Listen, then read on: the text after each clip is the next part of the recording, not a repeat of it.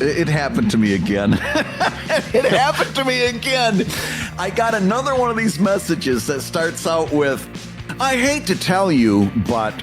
Have you ever gotten one of those messages? Yes. From somebody who says, I hate to be the one who tells you this, but, and then they go on and they make some kind of like correction or clarification or some kind of pedantic BS that's always coming up, you know. Yeah.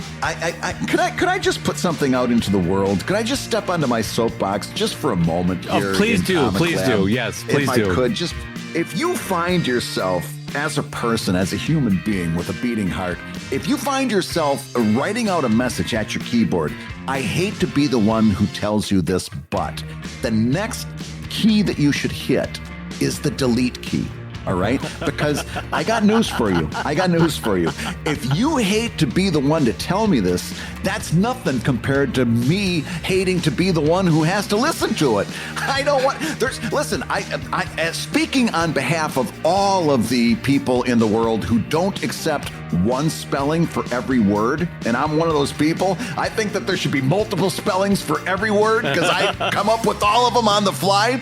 I appreciate a very helpful correction on my spelling errors, or anything like a contingency, or what's that word when you make a story and you forget how the story went halfway through? I think you're living it in real time, I think is what it is. It starts with a C. Complacency, what's the word? Anyway, who cares? You're going to let me swing, aren't you? Brad, I hate to be the guy to tell you this, but you need to know that going in. Anyway, there's a nice way to do that, but I hate to be the one who tells you this is smug. It's very smug. Don't do it. Don't be that person. Don't say that. Here's the thing. Here's the dirty little secret. They don't hate to be it. They love to be it. They're living for that moment of being pedantic. They are tripping over their own feet, running to the keyboard so that they can hate to be the one to tell you that. They're the first one to comment in the forums or to tweet back at you that, listen, Brad, I hate to be the one to tell you this, but you don't hate it one bit. You've been living for this. Oh, you happen to learn. All you live for. Yeah. You so learned 10 years ago that it was champing at the bit, not chomping at the bit, and you've been dying to tell me. You don't hate this at all, you know. So that's my message for today. If you hate to tell me something, do us both a favor. Don't. So, Dave, I didn't mean to interrupt you, but I'm super excited. We've got a new sponsor to talk to our ComicLab listeners about. That's right, Brad. It's DreamHost, who you've heard us talk about it many, many times on the podcast here, especially because Brad has had such amazing success with it over the years. DreamHost has been hosting Brad now for how many years, Brad, has been hosting you? Oh, you know what? I've actually tried to go back and find when I started with DreamHost. Well, let's just say so long as long I don't as even Brad's have the email anymore. Career has been shining, DreamHost has been hosting him. And what's amazing is I specifically remember a customer support call because you were like, holy heck, not only did you get personalized help, not only did they help you fix the problem that Brad caused right away, but they then asked you, I remember this, for approval. They're like, hey, I see something else that you've messed up on your server settings. Can we fix it for you with your approval? Bada bing, bada boom. It's better because of them. Yeah, and it was super nice. They asked permission because they didn't go, scrounging around in my files and changing things willy nilly. It's like, here's exactly what I'm going to do. Do I have your approval? I did. All of a sudden, my site's running better than it was before. Yes. So I got to tell you, you want to go to dreamhost.com/ComicLab and check out the hosting packages they've got for you. They've got transparent pricing and a 100% uptime guarantee. If you choose the shared starter plan, that starts at $2.59 a month. The phrase there, as always, is cheaper than a cup of coffee. I mean, I don't know what else you can buy for $2.59 other than stellar web hosting with DreamHost, but there it is. That's right. And you're going to want to specifically go to dreamhost.com/ComicLab. They put together a special landing page just for ComicLab listeners, knowing what cartoon creators need, knowing what comic creators love to see. And so you're going to want to go to dreamhost.com/ComicLab. Absolutely. And check it out. You're going to get all this stuff for free. You're going to get WordPress pre-installed. You're going to get You're going to get fast SSD storage. Woo! You're going to get a free SSL certificate. It's not getting better. This is amazing. I'm already in, Brad. And all that stuff that, if you had to do SSL certification on your own, you'd be just like me, lost. With DreamHost, they got it covered. And if you want an email attached to this domain, they'll get you all set right up for a very, very low monthly cost. I think it's like $1.67. Again, you're still underneath a coffee order with this. So I want you to go over to dreamhost.com/ComicLab. Take a look at all the stuff they've got available to you, and you'll find out why we are not only proud, but excited to tell you about their services here on ComicLab. And on that note, I'm going to say hello, everybody, and welcome to ComicLab, the show about making comics and making a living from comics. I'm Brad Geiger, the author of the Webcomics Handbook and the creator of Evil Inc. And I'm his pal, Dave Kellett, cartoonist of Drive and Sheldon and co-director of the documentary Stripped. And this week's Hour of Comics Advice is made possible by your support at patreon.com/ComicLab. So Dave, let's talk comics. Let's talk comics, my friend. We've got a whole big slate for today's show. But before we do any of that, I just want to remind you could be joining us live every week in the Patreon Live Gab group over at patreon.com/ComicLab. And the show is streamed live every week with a concurrent chat running alongside. And we answer questions before the show, in the middle of the show, after the show. And if you happen to miss the live stream recording for Life Lover Learning, we got the show archived for you every week. And Bradley, what is the first topic we're jumping into this week, my friend? Well, the first topic we're jumping into is continuity. That's the word I was looking for. Continuity, not complacency. That was driving me crazy. Oh my God. The fact that it was continuity and you had to break the continuity of the point to say, oh my God. Because you know what's going to happen? Somebody who's going to be a smart aleck. Somebody who's going to write me an email saying, I hate to be the one to tell you this, but the word you're looking for was continuity. Continuity.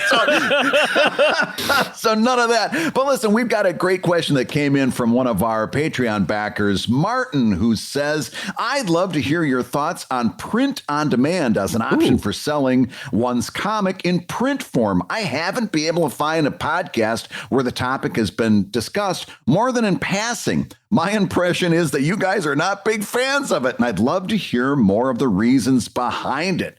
And that comes in from Martin. So, Dave, print on demand. Let's just start here. Are you a fan of it? Do you see it having a place in your business plan? Where do you place print on demand in general?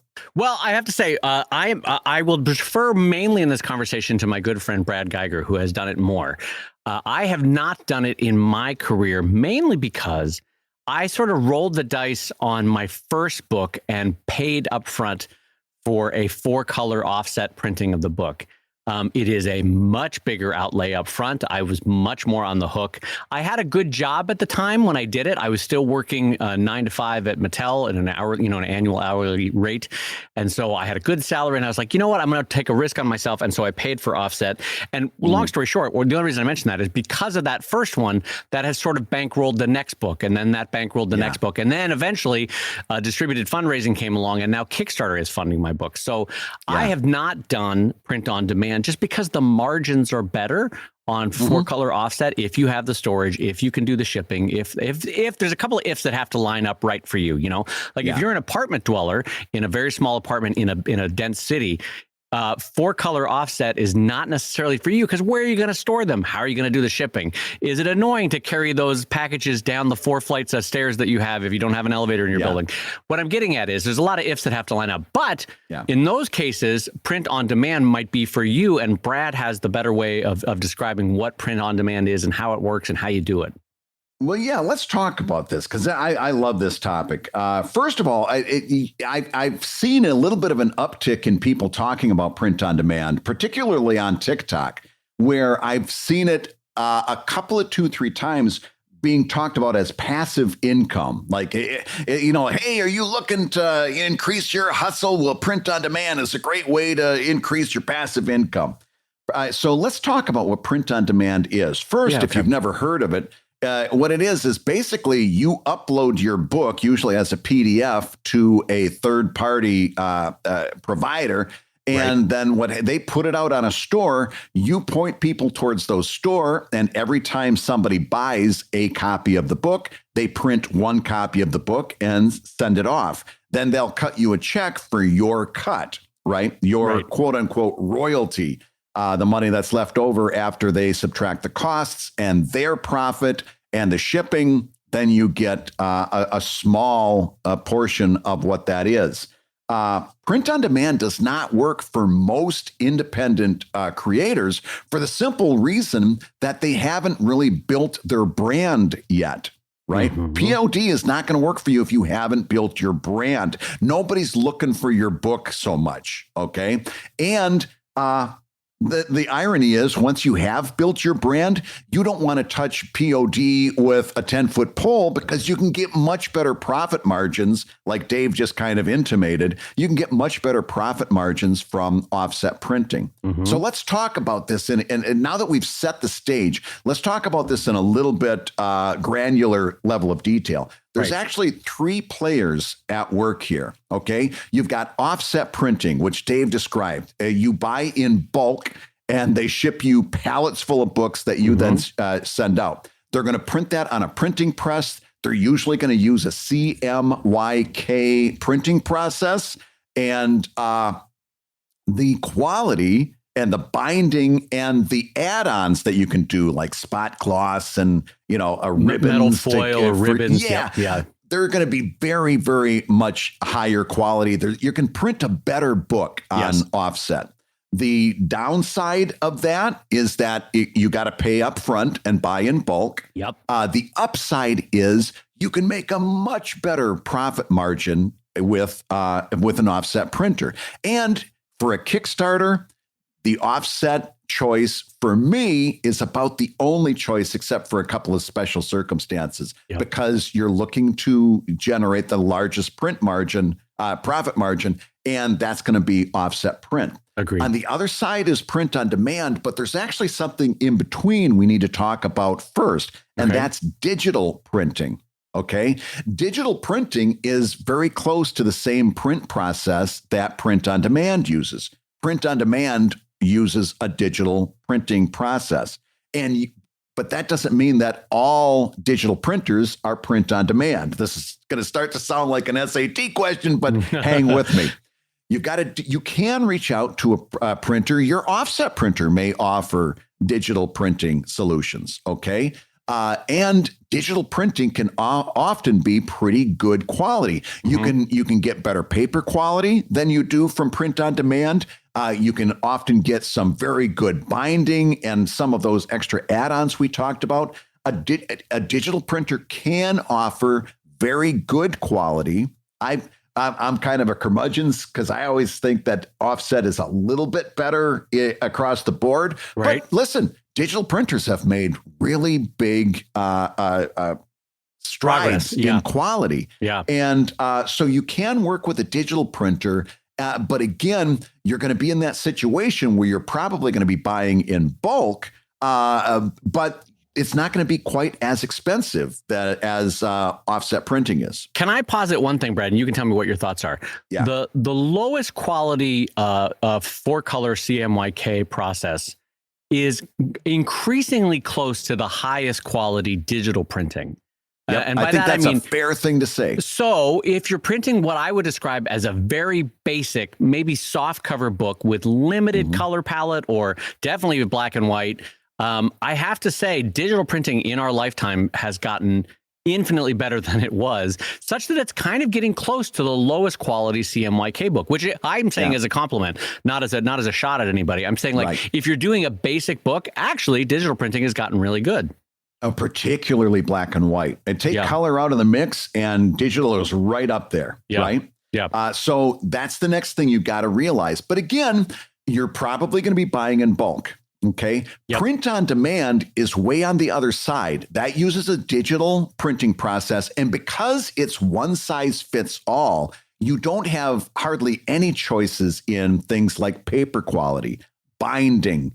In terms of like really good binding, you're gonna have a choice between saddle stitch and perfect binding. Perfect binding just means they use glue. You'll have a choice between here's what you get and here's what you get, kind of. But if you see perfect binding, that just means they're gluing the paper into the spine, right? you're not going to have a lot of choices. It's a one size fits all thing because it has to be a one size fits all. They can't mess around. They got a few standard sizes. You're going to pick one of those sizes and you're going to fit in there. The upside for print on demand, no expense at all. You don't put any expense into it. It's zero risk. The downside is that the profit margin is incredibly small. You're going to make $1, maybe not even $1 per book. You're going to make a very small amount of money, and you're not going to generate a whole lot of sales because, not for nothing, but it's I think my own personal read on this is that consumers have kind of gotten savvy to the whole print on demand thing. And as soon as they see that, they start to back away a little bit because some of them may have gotten print on demand books where the pages have already started falling out of the spine, or the quality wasn't great. They had that waxy paper. Yep. Print on demand is not a great choice for you because of all of those things. And I'll jump in for a second, Brad. Go ahead. I'll just want to jump in and say, there was a web cartoonist that I loved. They're no longer working, but a web cartoonist that I loved. And I bought 3 of their early books, right? But another thing that print on demand does is it sometimes can diminish demand for return purchases.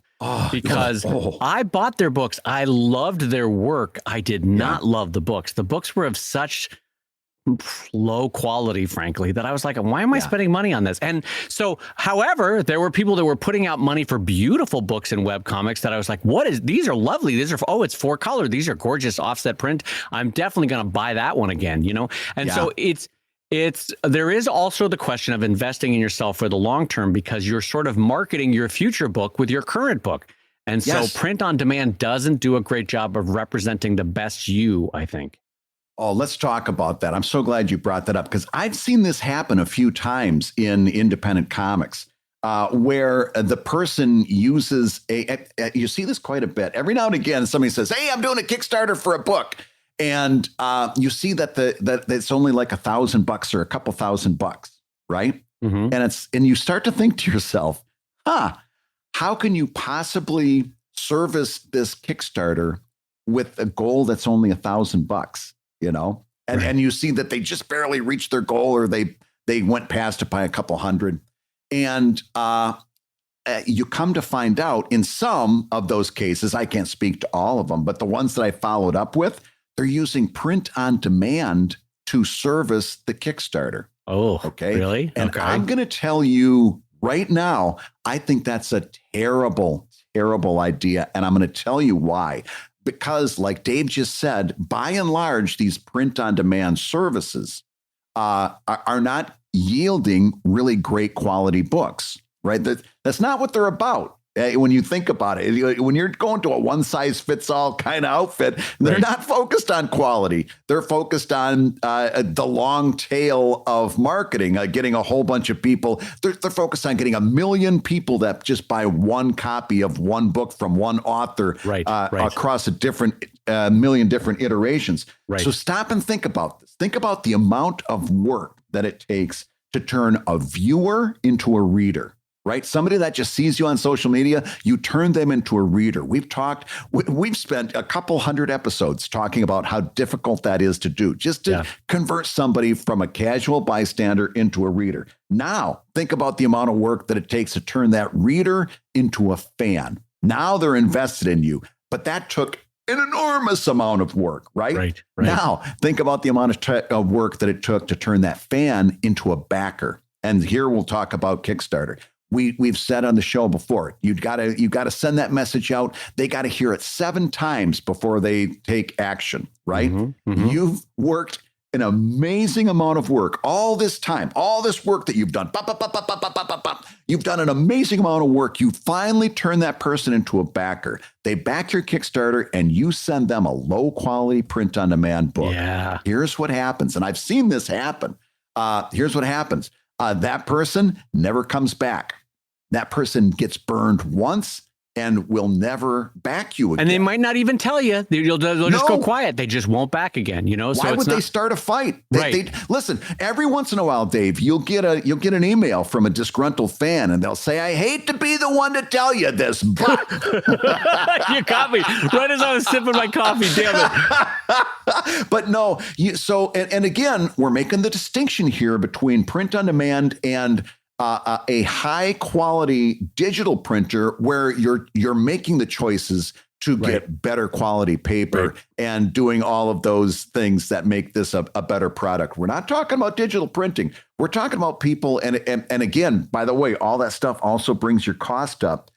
And so I always see this and I always think about it when I see a really low Kickstarter campaign for a book. And I'm like, yeah, that makes me really uncomfortable because I want to know how they're servicing those books. How are they fulfilling those books? Right. And by the way, I totally get it, because let's say you did a Kickstarter and it went and you did an honest to goodness Kickstarter for an offset book and you didn't get the mark. You didn't succeed in the Kickstarter.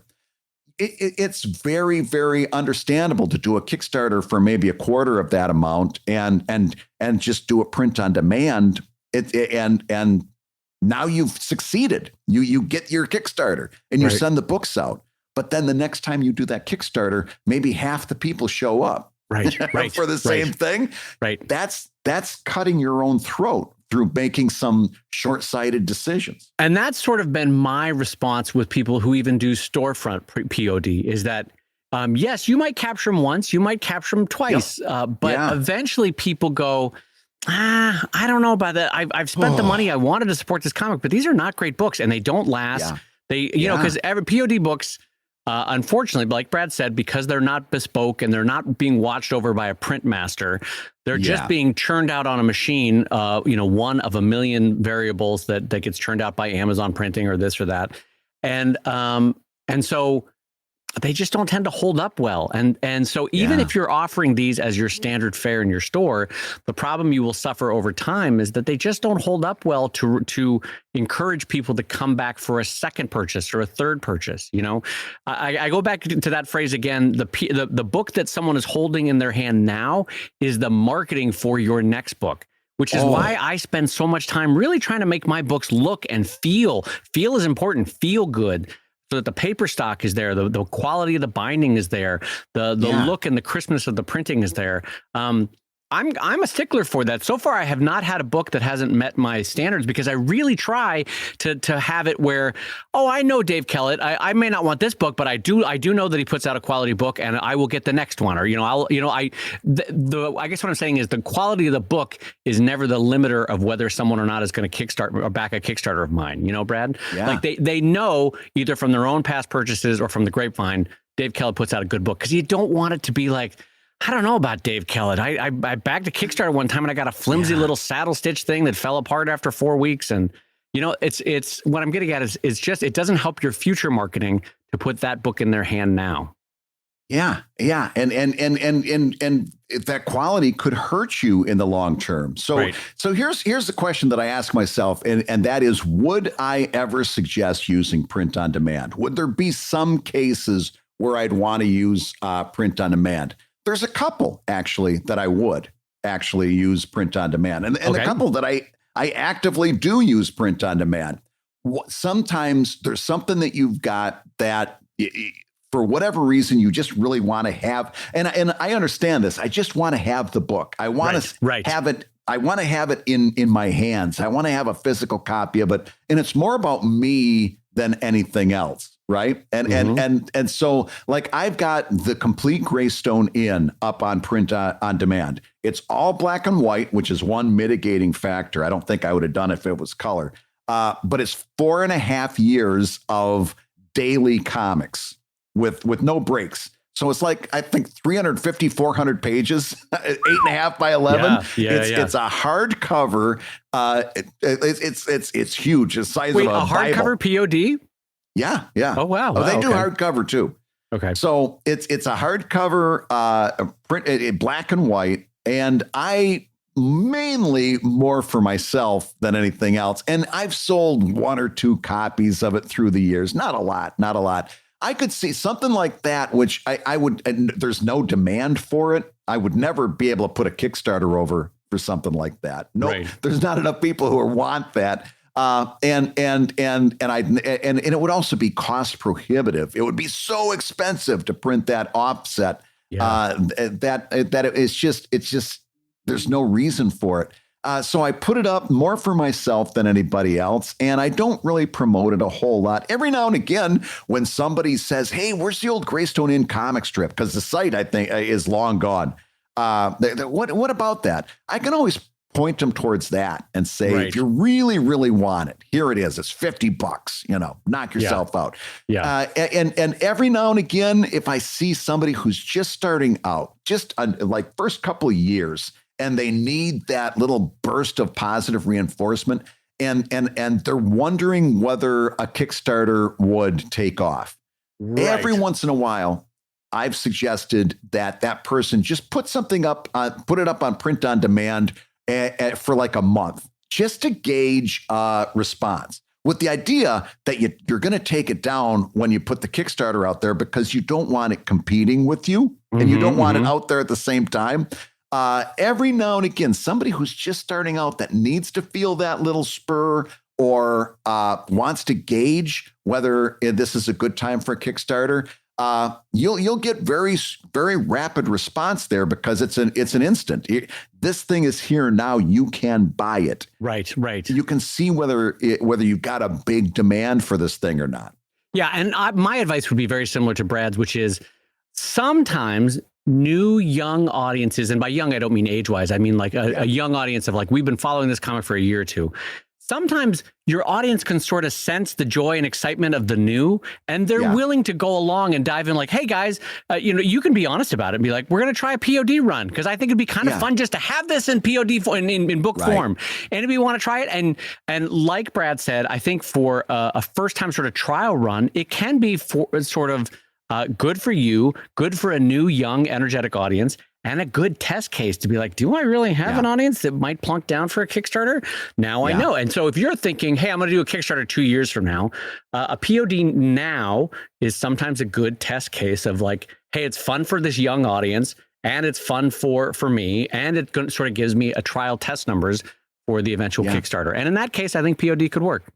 Yeah, but putting a line on that, once you do go to the Kickstarter, again, I think I'll come out and say it. I think you're cheating your backers if you deliver them a POD product as the result of a Kickstarter. Because morally, Brad, aren't you saying I'm looking for funding to create a thing, and POD doesn't require funding. You know what I mean? It requires nothing. It requires, and so there's a little bit of a moral bait and switch there as an artist that I'm just not cool with, which is like, if we get to $2,000, we could make this book. Well, with POD, the truth is, if we got to $8, you could make the book. Yeah, all you need is a dial-up internet connection and a PDF. A dial-up internet. Yeah, and so morally, it just feels a little bit squishy. As you're like, I don't know, did we really need to do a Kickstarter for this? This feels a little odd. So just to put a final note on my end of things, I would say just a reminder and an underlining of what Brad said before. POD is not going to pay your rent. It's not going to pay your mortgage. It's beer and pizza money when it all comes out at the end after a run of POD or a big push of POD. So it's fun to make the thing. It's fun to try it with a young, energetic audience that would like to see the first thing from you. But it's not going to do a car payment. It's not going to do your rent. It's going to be beer and pizza money. And so if you go in with that kind of thinking, then I think you're on the right path.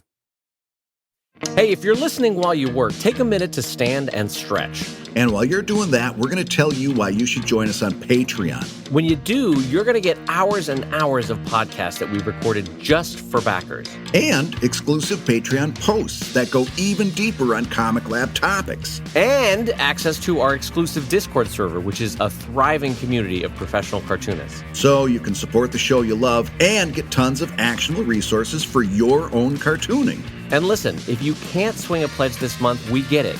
No worries. Yeah, listen, you can still support the show by rating us wherever you get your podcasts. Just leave a 5-star review and a few kind words. That, along with mentions on social media, is incredibly helpful.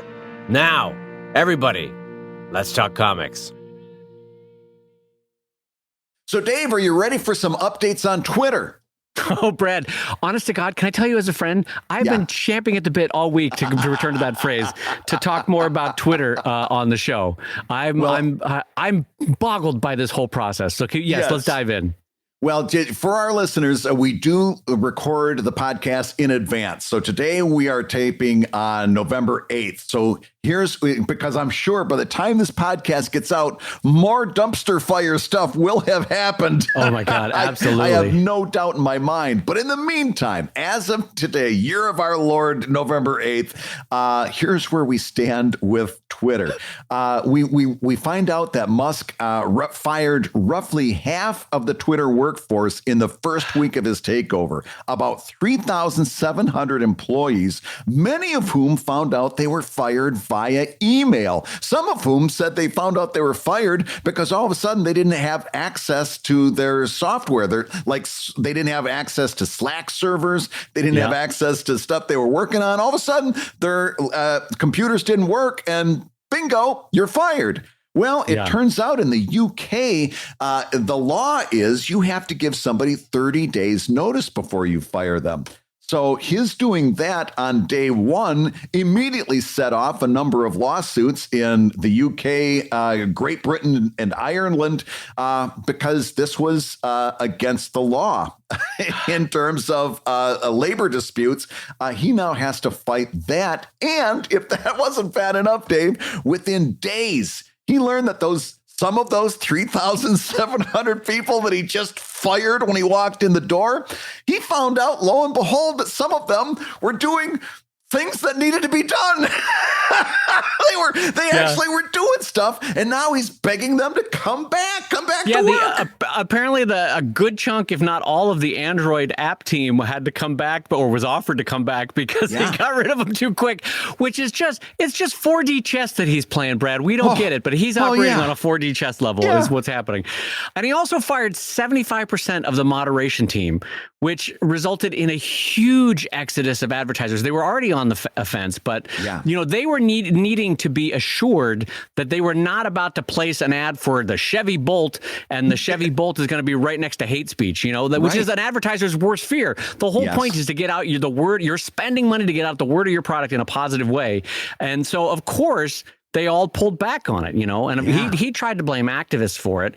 Right. But the truth of it is, and unfortunately with the Supreme Court decision, corporate dollars are treated as free speech in the U.S. And so as has been historically the case, anytime you wanted to do labor disputes or protests or financial things, the withholding or spending of money is viewed as free speech. And so the very thing that he was arguing for as being a free speech platform, he then complained about when corporations did it, because it was kind of a no, not like that kind of free speech. Right. No. Well, and again, as you said in the beginning of your talk up, it wasn't. I don't think it had anything to do with activism at all. It was just corporations not wanting to have their stuff misused. And if you saw on Twitter, so basically, here's what happened. Elon Musk then has this big phone conference with a bunch of top executives and advertisers, people who are buying advertising. And his whole job is to calm everything down, say, hey, I'm in control. Here's what we're doing. We got everything under control. It's okay. He later goes out afterwards and blames it on activists. And one of the senior execs that was on that phone call said, in a reply to Elon Musk's tweet, saying, this isn't how it happened at all. We told you that we were concerned about moderation and that you had fired 75% of your moderation team, and just clarified him, bing, bang, boom, here's what we said. At which point, Elon Musk, the proponent of free speech, blocked him. just blocked the advertising exec. Brad, honest to God, it is the emotional maturity of a 13-year-old boy. Yes. I keep coming back to this, but go ahead. You were in a full mode there, but I am boggled by this. But keep going. It's really watching a pouting teenager who hasn't been raised with very good methods of dealing with their anger. According to Kara Swisher, who covers Silicon Valley for New York Magazine, there were CMOs who literally paused or shifted budgets during that call because of the uncertainty. In other words, this call that his job was to get everybody calmed down, as he was on that call, people were canceling money, shifting budgets, getting the money as far away from Twitter as they could because he bungled it so badly. Yeah, markets react in real time in the same way that like when Z was announced as the third premiership for China, the Chinese stock market dived in real time. I don't know if anybody saw that when they were announcing the Politburo and stuff. The same thing happened here in real time with Musk. Like he's trying in his own haphazard 13-year-old boy way to assure them of the steadiness of his control. And they're like, good God, let's bail out. It's not a good sign when intelligent marketers and advertisers bail in real time from you. As they're purchasing. So also, Brad, one thing we didn't talk about, but much like TV upfronts, for those of you that are familiar with the phrase upfronts, you know, a TV network once a year will go out and say, hey, we're renewing, I don't know, Grey's Anatomy for season 48. And wouldn't you like to buy advertising on that? And then they sell the advertising on that big weekend in New York. It's called the upfronts. Well, on online world has a very similar thing. And Twitter normally books about a third of their advertising for the year in this period, right? Yeah. Apparently, Twitter during this period, because Musk was in the process of taking over Twitter, sold next to nothing. So they're going into their year with their surefire bedrock of advertising not in place, and the advertisers are not currently buying. And it's losing, what is it, $4 million a day, Brad, as a platform, according to Musk. And it has $1 billion in interest payments. Yeah. Oh, my God. I mean, it's just a clusterfuck of a dumpster fire right now. And it really is failing in real time in front of our eyes. We're watching it collapse in real time. And the hits just keep on coming. After declaring that comedy was legal again, which I think was one of Elon Musk's tweets, and championing free speech, some people started to mock him on Twitter, including web cartoonist Jeff Jocks. What happened? They got their accounts suspended by Mr. Free Speech. You can't write that in terms of the perfect balance of comedy is legal again. Nope, you're all banned. All right, well, geez Louise. Comedy is legal again, except when I'm the punchline. Yeah, exactly. Then you're suspended. And listen, hate speech has also surged. I'm sure a lot of that has been state actors trying to see how much they could juice it. I mean, Russia is not our pal in this. Their bot farms have started to kick back up again. But the Washington Post reported that there was a 500% surge in the use of the N-word just in the days after. Oh my God! I mean, I see it. You could see it happening. It's just it breaks your heart though to see that as imperfect as Twitter was, they were somewhat trying to keep. I mean, it was at least. I have to at least give them credit. They were trying their best to, in their own limited ways, and now it is just a free for all of dismoderation for a system, you know. And so now let's get down to the meat and potatoes. What this means is Twitter had two really main ways of bringing revenue in. Three, if you count data mining. but the first way was advertising. They got blitzed on advertising. Right. The second way is monetization of the platform itself. That's where we start talking about that $8 verification fee. He wants to charge $8 a month for a verified account. And he's also made it very clear that if you don't have that verified account, your stuff is not going to fight past the algorithm. In other words, if you do post without paying, you're not going to be seen. The algorithm is going to favor other people's posts. Brad, how do you like a 1960s Chicago mob style? Hey, it would sure be a shame if your feed. Oh, would be a terrible shame if nobody could see your pretty tweets. Oh boy. Yeah. Tell you what, $8 to make this trouble. I'll go away for you if you give me them $8. We're being shaken down for placement in the algorithm. But keep going. It's amazing. It's a shakedown. It's plain and simple. But here's the deal. Here's what you need to be prepared for. That's what they have to do now. They're losing $4 million a day, and a few days have gone by since he made that admission.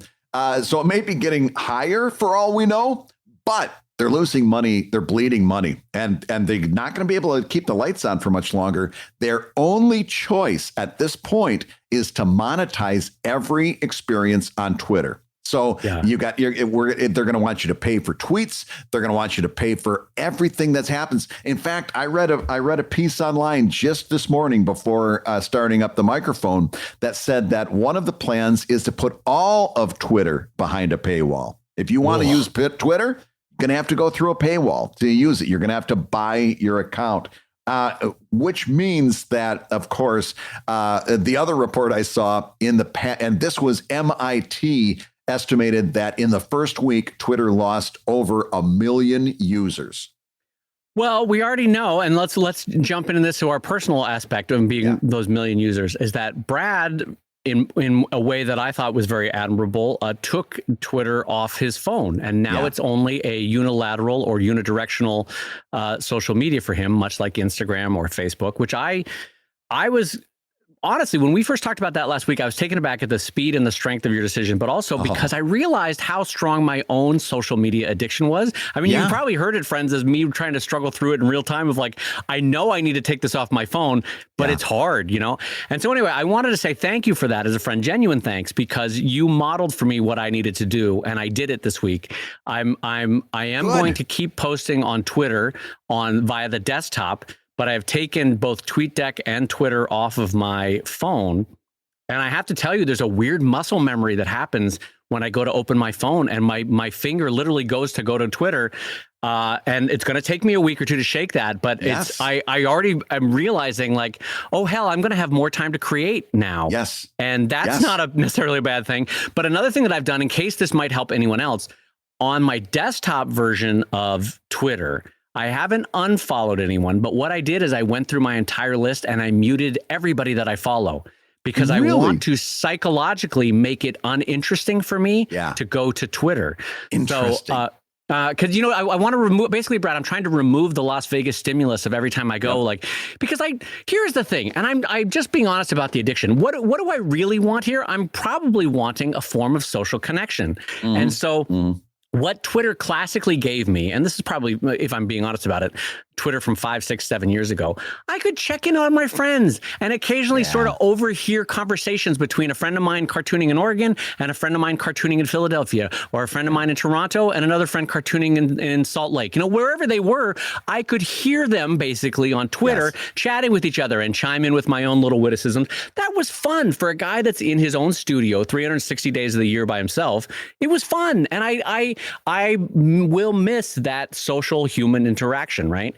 But I'm just being honest that Brad and I were already talking about how it was becoming less and less useful as a professional outlet. And so anyway, long story short, I just want to thank you, Brad, seriously, publicly, because you modeled good behavior on that. And I'm following it so far, and I think I'm going to be better for it. So thank you. I appreciate you. Well, I appreciate that, and I'm glad to hear it. And muting your followers, I think, was a really interesting. I might have to look into that, because I like the thought behind that, where you're literally trying to wean yourself off it and say, I need to make this less interesting. Well, yeah, and I don't know if that was a misspeak, but I didn't mute my followers per se. I just muted the follows. That I like. If I'm following Brad Geiger, I muted you. You know, I don't. By the way, I don't know that I muted you in case you wanted to talk to me. No, you know what? I didn't mute you or ComicLab or anybody that I work with in case they were some project that we're working on together that I would need to retweet. Anyway, long story short, you guys get where I'm going with that. I'm trying to make Twitter psychologically uninteresting to me so that I don't feel the necessity to go back. Here's one thing we should probably take a pause and talk about, because ever since we had the show that went out when we first talked about this, I've seen a few people maybe grapple with this. Here's what we're not saying, because we have and always will be pragmatists. We are not saying that we've stopped posting, nor do we really endorse that at this point for anybody. We're pragmatists. There's still people there. That means we're still doing stuff there. But this is a change from active social media to unilateral social media. In other words, I'm putting a lot of outgoing messages out, but but I'm not necessarily participating in messages coming back to me. And I've gotten down to where like I'm checking just a couple times a week to see if there's any reader responses or comments that I need to respond to, because that is important to respond when somebody talks to you. But again, I've long since given up on this idea of a quick response means algorithm gold, because I've seen for years that was a lie. So I don't care whether I respond to them right away. I do want to respond to them. We've just talked about a shift between active social media, where you're actually social, to unilateral social media. Yeah, because let's sort of reframe this in a metaphor of a party, right? Yeah. I, Dave Kellett, I'm a fun, outgoing guy, and I'm at a party, and there's 10 of my friends, and they're fun, outgoing people, and they're at a party. Yeah. But there's one asshole in the corner, and he now has bought out all the beer, and he's bought out all the punch and the snacks, and he's slowly increasing the discomfort level of the party overall. He's getting louder and louder and louder. And so what we're trying to do is, I'm still trying to honor the 10 friends that are with me that are nice, in this case, my followers. Yeah. And I'm trying to give them the comics that they want and that they like. But I'm kind of making a decision that pretty soon here, I'm probably going to have to leave this party, because this asshole is getting louder and louder and louder. And it's making it's like a lobster in a slow boiling pot. Sooner or later, I'm going to have to jump out of this pot. But for the time being, I'm being pragmatic about it and honoring the kindness and the friendship that I've tried to offer to my friendship or to my followers on social media. And so, like Brad said, I'm still being pragmatic in sharing that with them, even though I'm pulling back on a personal level for my own interactions. Yeah. And we're going to start talking about, where do we go next? And actually, we've got some thoughts on that as well. But one thing I want to just take a quick pause, because I saw in the Discord server somebody saying, well, I don't know where to self-promote next. I don't know, or I don't know whether this place is a good place to self-promote. I just want to take a quick, before we go into the next section here, for those of you who are looking, who have that same question, remember, social media is not about self-promotion. And if you're trying to go at it as a self-promotion thing, you're probably making a couple of missteps. It's really much more about sharing your work, building community. And then when you have an ask, like a Patreon or a Kickstarter, you've got that community to ask. But if you're approaching social media as a place to self-promote, you need to adjust your vision a little bit, because you're probably putting out an awful lot of messaging that people aren't really interested in listening to yet. Yeah, I think it's just a matter of terminology, in that it is self-promotion in the sense of like this. You're moving someone up the ladder of a casual viewer who may have noticed you for the first time. Oh, who's this Brad Geiger? He's intriguing. To then they become a casual reader. Like they'll slow down if they see you in the feed. Oh, I've seen this guy's work before. I like him. I'm going to keep reading.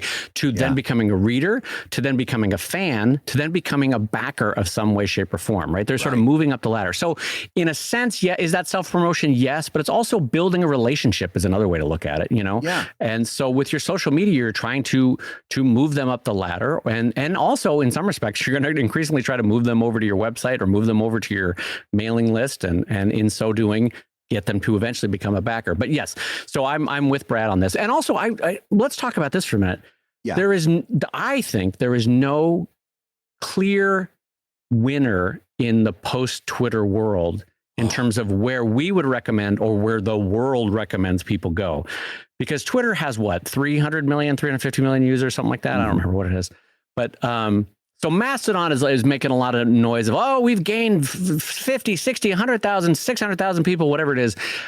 It is so far, that's a drop in the bucket, right? Now, does that mean that Mastodon may win out? Yes, it may win out. I like some people think that Mastodon is a little bit not ready for prime time, in that they make the hoops to jump through just hard enough that the average person, think about the person in your life that's not quite tech savvy. It was tricky to get them onto Twitter.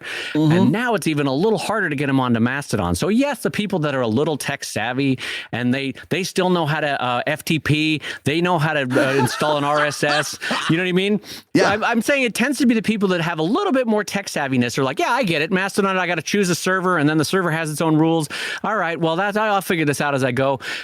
It's just a little trickier than it needs to be in terms of the traditional social media setup, is what I'm saying. And I don't know that that's going to help it long term. Oh, I'm very much thumbs down on Mastodon for that reason. It's very siloed. But even then, like for those of us that were concerned, I think, about moderation on Twitter, I personally feel like Mastodon creates kind of a fertile ground for bad state actors to be like, all right, well, we're going to create a server that is going to have some rules here that allows for some election interference or this or that. And what I'm getting at is if there's a certain state that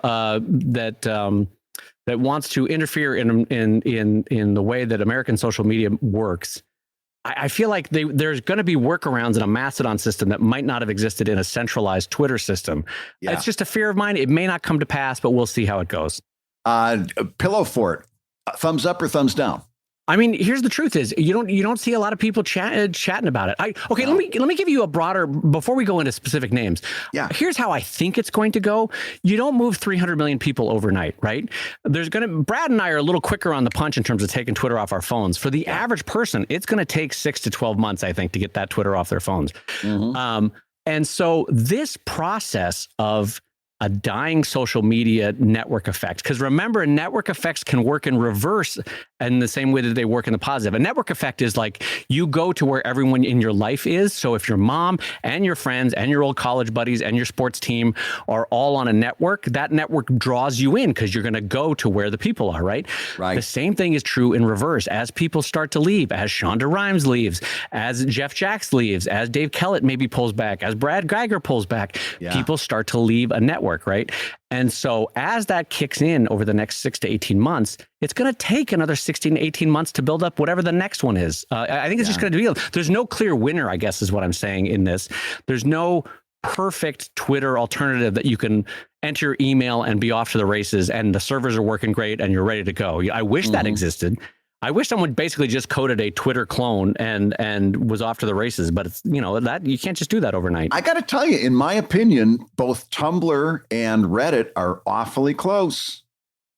I'll be honest. I do like Reddit, but how do I say this? I don't know that it's the perfect Twitter alternative yet because the socialness of it, that thing that I described earlier of being able to overhear conversations with my friends and chime in when Brad is talking to Scott Kurtz, say, or Chris Straub is talking to David Malky or something. I don't necessarily see that, you know what I mean, on Reddit. That's not what Reddit's designed to do. Reddit's really good at saying, here is a bit of information. Let's all conglomerate on that and talk about that bit of information, right? No, I agree with you 100%. It's very different. Although I will argue that they're close, but you're right. They're not the exact thing. Right now, a lot of people in my purview, a lot of people that I'm talking to are watching where the creators are going. Right. Yeah. My wife is like, hey, because she likes romance authors. Right. So she's like, you better get on Mastodon because all the romance authors are going to Mastodon. And I hear somebody else tell me I should be going on Twitter because all these other people are on Tumblr because all these other people are going on Tumblr. And that is half of the equation, watching to where the creators are going. But I'm going to argue that the other half, it's kind of like a chicken and the egg type of thing. Yeah, the other half are, where are the users going to go? Because here's what's going to happen. The users are going to go to where their favorite creators are, but the creators are going to go to where the most users are. And so what I think is going to happen is we're going to have a couple of it's going to be like a teeter-totter. For a little bit, it's going to look like one. For a little bit, it's going to be like the other. And everything's going to kind of slowly even out. Hell, we might see the resurgence of MySpace before long. But at some point, as users chase creators and creators chase users, we're going to find one kind of really has stepped in without us even knowing, filling the void. And I think that's going to take months. Don't you, Dave? Oh, that's why I'm saying it's going to take 6 to 18 months, maybe double that in terms of how this will shake out, because as Brad said, it's haltering half steps. Like everyone kind of goes, oh, do we do Mastodon? Oh, I don't know. It's got problems. Do we do Pillow Fort? I don't know. There's no one here. Or, oh, it's got problems. Do we do Tumblr again? Oh, I can't do my NSFW there. And so there's a lot of haltering half steps, like Brad said, of some users go here. Some creators go over here. Oh, wait, no, the users are over there. So now the creators go over there. Oh, wait, now they're changing their terms of service. Now we all go over here. And it's going to be a little, I mean, one of the reasons why Facebook took off like a rocket is because it was perfectly suited and perfectly timed when MySpace made a number of key and crippling bad decisions. Yeah. And people don't talk about that very often. But kind of similarly, MySpace shot itself in the foot in a couple different ways. And Facebook just happened to be perfectly positioned. I don't think there's anybody that's perfectly positioned right now. Now, with a quick injection of VC money, maybe the German-based Mastodon could up their servers and buy a bunch more space and make it an easier sign-up process so that you're automatically assigned to servers rather than having to try to find a server that can do you. And does the server have enough space? No, it doesn't. And what are the terms of service of this specific server? I don't know. Who can say? Like, I understand and I appreciate what they're trying to do with the federated server system. I just default to the average person doesn't want to deal with that nonsense, you know? Like if you ask me, Brad, would you like to go buy socks at Costco, or would you also like to figure out how Costco does the logistics to get you the socks? I don't give a shit about the logistics. You know what I mean? I just want my socks. Yeah. And I think the average person with their social media, they don't want to read a whole diatribe of like, okay, now you got to pick a server. Okay, now you got to see if you like the terms of service for this server. Do you agree with all the rules of the server? Does the server have enough space to fit you? Like I think it's a little too complicated by half. On what it offers a new user that wants to try to get to a Twitter-like clone, you know? Yeah. And it's interesting you mentioned Facebook, because through all of this, I've been absolutely tickled by the fact that as Twitter implodes and we're all talking about, hey, are we going to go to Mastodon? Are we going to go to Pillow Fort? Are we going to go to Reddit, Tumblr? Nobody is suggesting Facebook, even as a joke. Even as a like, oh, you know, we could go to Facebook. Even as a joke, nobody's suggesting Facebook. Oh my God, yes, you're right. No one is suggesting Facebook. Yeah. Boy, and sometimes why do you think the that absence is? of a thing makes you you don't realize. You're right. Yeah. No one has suggested, hey, let's all en masse go to Facebook. Not at all. Holy hell, that's not good for them. Oh boy. Here's what I think is happening, and maybe it's you know, because once bitten, twice shy. I mean, you know, you're like, I got screwed once on there. I'm not going back. That's just it. We all of us creators, like the average user, doesn't realize how bad they're being screwed by Facebook. Again, because of your socks analogy. But the creators know that that's a loser deal, that we've been getting screwed already for years and years by Facebook. So if the users start to say, hey, maybe I'll go to Facebook, we're like, yeah, you could do that. Or there's other things. We're not even really joining that conversation if it does come up. And it doesn't seem to be coming up in my crowd at all. No, not at all. We're not even engaging that from the creator side, because we know that we're already getting screwed. We're just going to get screwed more.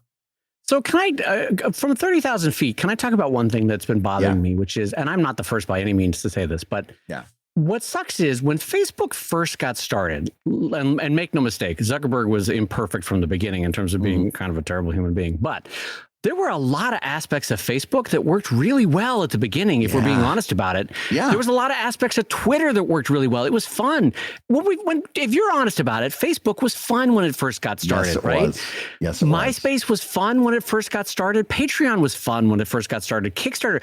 My problem with all of these is that eventually they have to pay the piper of either the angel investors or the VC money or whatever money got in there, where they want their return to grow and grow and grow. And what was a simple, fun, easy platform gets complicated, gets algorithmically changed.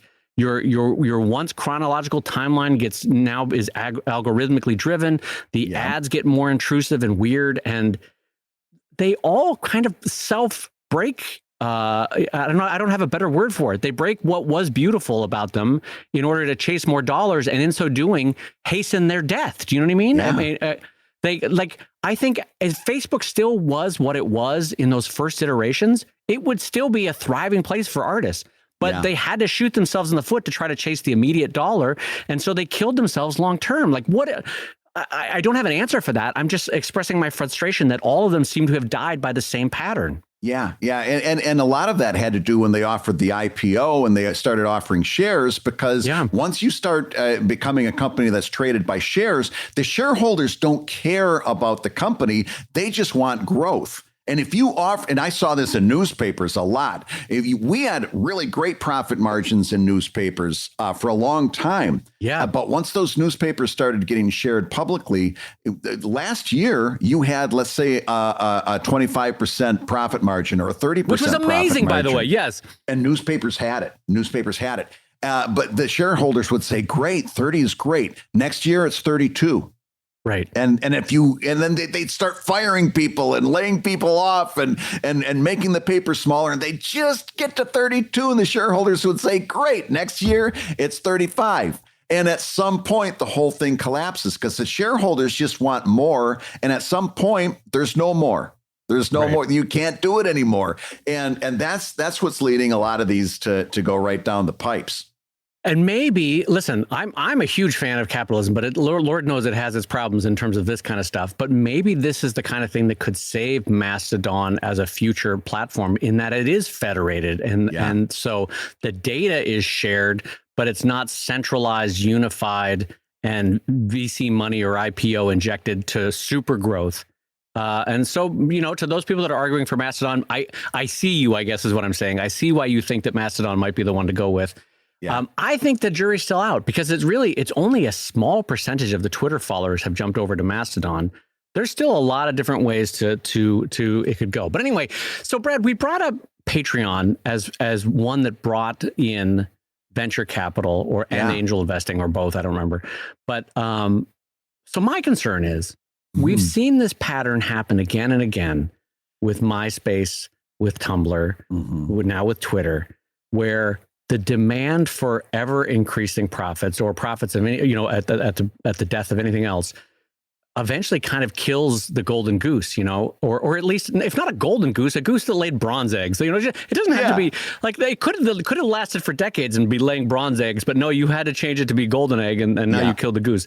Anyway, we both know, and we've talked on this show, that the sort of Damocles sword over Patreon is the money that got invested. Yeah. At the time, by the way, it was a very large sum of money on Patreon for what the value was. Someday that piper is going to be come calling, and the debt is going to come due. And I don't know what's going to happen to Patreon when they suddenly say, oh, shit, we need to make a ton more money and squeeze more blood from this stone that is Patreon. Yeah, and I think you're going to see it. I mean, listen, I stand second to no one in being a cheerleader for Patreon. And I've said that many times on this show, and it's true. It's true. I think they are one of the best things to happen to independent cartoonists and independent creators ever. Them and Kickstarter were game changers for us. Brilliant inventions. Yeah. Yes. I think we're going to start to see. It's been very interesting to see. Just in the last couple of weeks, Patreon has announced a new feature. They announced new features at the beginning of the year, if you remember. We went into 2021 and they said, we've got a bunch of new features.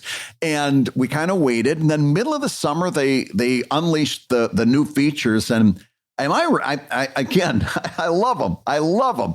But the new features pretty much meant that my button that used to be on the left is now on the right. And the thing that I used to know where it was, now I can't find. And I the redesign everything was that wonky. used to be so easy. And they changed the font, maybe. They changed the icon, and a lot of surface level stuff. But in terms of, for me, a cartoonist working in images, not a lot of feature changes that I saw that was a big thing. I think the biggest thing, if I'm being fair, was the autosave, which I guess is nice, I suppose.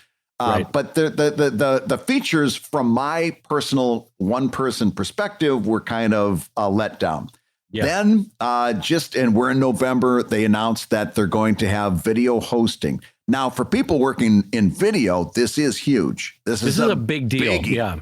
Because instead of before, you'd have to host a video on YouTube or Vimeo and then post a link on Patreon. Well, now instead of all of that, you can just host the video on Patreon. Now, this is where it got interesting. And unless there's more that I don't understand, which if there is, we'll talk about it more in subsequent episodes. But when they made that announcement, what I saw on that announcement was that this was going to be available to pro and premium members. Yes. Now, if you're not quite so familiar, Patreon has 4 membership levels: Light, Pro, Premium, and Founders. Founders were people like Dave and I who jumped onto Patreon way at the beginning. And when they broke up Patreon into having different membership levels, very kindly, they said, hey, if you're one of the people that was with us since the beginning, you get brought in under the old rules, as it were, right? And they have very beneficial payment structures if you're at the founders level, without a doubt. And of course, at those other levels, there's different pay breakdowns and different percentages. This video thing is not available, as far as I can see, at the founders level. And I think this is one of the ways, Dave, we're going to see in the coming months of Patreon doing exactly what you're trying to say, getting more profit. They're going to do everything they can in 2023 to get us off the founders level and onto those other levels. And they're going to do it by enticing us with nice things. Yeah. And to be perfectly clear about this, it's sort of more power to them. Like with a system like this, you can, and that's part of it, is to entice me when I go to buy a car to say, and would you like air conditioning? Oh, okay. Well, that's another 500. Oh, and would you like floor mats? That's another 100. So what I'm getting at, you entice people in at a certain price and then work them up the ladder. It's kind of what we do with Patreon itself, Brad. Yes. We always say, get people in at the $2 level and then entice them up to the $5 and then entice them up to the $10, because it's a natural psychological thing to do in sales, is to sort of move them up the ladder. And in this case now, Patreon is doing it to us. And I'll be honest, even though video is not the killer feature that's going to move Dave Kellett up the ladder, eventually they're going to code something that I'm going to be like, oh, damn it, they have good archives now. That's going to move me up the ladder. Or they're going to have archives number one on the list. Or they're going to say, oh, wow, handling this catalog of stuff that we've been building for years now that is a tangled mess. That's one of the biggest problems that my Patreon backers report, Dave. They don't know how to access all the stuff that I'm posting. And I'm posting about 30 times a month. They don't know how to get all of it. Yeah, or say Patreon code search that actually works. Like I might move up the ladder for that too. So what I'm getting at is, like you, I agree that this is their new way to move existing, because a lot of those founders are big income generators for Patreon. They've been there for 5, 6, 7, 8, 9 years. And they've been building their audience, and even lost patrons know and are aware of them, and very often come back. That happens with me. That happens with Brad. So someone who's been on Patreon for 7 years not only has an existing patron base, they have an existing ex-patron base, which also has its own value in a way in a market. So what I'm getting at is, I see them intentionally making this choice to start coding new features that are going to entice us away from being on a founder level and paying more on the pro or premium level. But I guess my fear runs deeper, though, Brad, that at some point they're going to have to chase much bigger sums that are going to become untenable. And here's the thing. This is kind of an unanswered fear, and that I don't have an answer for everyone of what to do if and when Patreon starts to screw the pooch in the way that Twitter did or Tumblr did. I don't know what we'll do then. I mean, we'll kind of have to. I know what I'll do. I know what I'll do. And you're going to have to get over here and talk me off of that ledge. Because I got a plan, baby. No, I actually do have a couple of ideas of things that we'll have to do in all seriousness. But I don't want to do them. I like it just the way it is right now. I don't want to do anything different. But you know what? Honest to God, Dave, we've said this on this show so many times. Listen, I didn't want to move off of the ad model in 2013. I was terrified of moving off the ad model. And we said it last show or the episode before that. It was very painful to go through that, but it brought us to a much nicer place. All we can do is keep our wits about us, stay calm, don't make any panic decisions, and try to get to a nicer place again. Don't you think? I think you're right. I mean, again and again, I want to say this as a friend, too, because I feel like this on the last show, you were just on fire with good advice. And thank you. And no, I say this sincerely, is that I really appreciate your pragmatism and your steady, because I've seen you when you freaked out. It's not like you're not a human being. You do have freak out moments, but you've been very steady for me in this moment of being like, it's going to be okay. We're going to work this through, Dave. You're going to be fine. And in the meantime, take Twitter off your phone. And I think that's true. I think you have spotted what most people are just going to take a couple of months to see, which is that Twitter is about to become a dumpster fire, and it's just best to anyway, I just want to thank you. You have had solid advice last week and this week, and I really appreciate your counsel in how to handle this going forward. Wow. I thank you very much. I really appreciate that. And listen, as a good gambler, I know when to quit, and when I'm ahead, this is when you quit. So this has got to be the point at which I say you've been listening to Comic Lab, the show about making comics and making a living from comics. Your hosts have been my friend Brad Geiger, the editor of webcomics.com and the creator of Evil Inc. at evil-comic.com. And my close personal friend Dave Kellett, the co-director of the comics documentary Stripped and the cartoonist of Sheldon at sheldoncomics.com and Drive at drivecomic.com. And the Comic Lab theme song is used with permission from Andy Creighton at theworldrecord.net. And this episode was edited by Matt Woodard of Windsong Productions over at www.woodsong.media. If you love Comic Lab, you can rate and review the show on Apple Podcasts, and you can give us a 5-star rating over there on Spotify. Keep us up there in the top of the comics podcasts of Spotify, and you may hear your review featured on a future episode. Brad, we just need 5 or 10 people on Spotify. I did the math. We can get back to a fully 5-star rating from our current 4.9. Whoever gave us something less than a 5, I'm so mad at you because we had a perfect 5. And Comic, I can still be small, right? I still yes, can be a human being about this. That's right. And Comic Lab is made possible by your support on patreon.com/Comic Lab. So we'll go ahead and say that twice. Patreon.com/Comic Lab.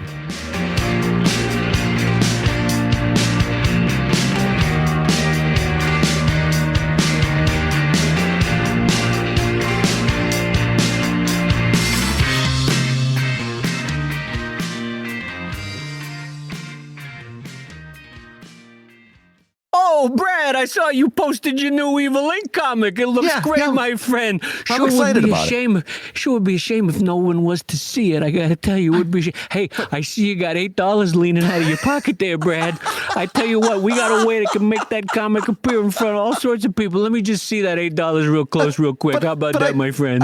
I'm already verified. I don't want to give you $8 on top. Look at that. Your check mark went away. Hey, that's a dang shame. I tell you what, $8 sure would be. I tell you what, sure would be a shame. I tell you what, Brad. Are you complaining? Well, I tell you what, temporarily suspended, but that $8 could make it all go away for you, Brad. All your troubles can go away with that $8.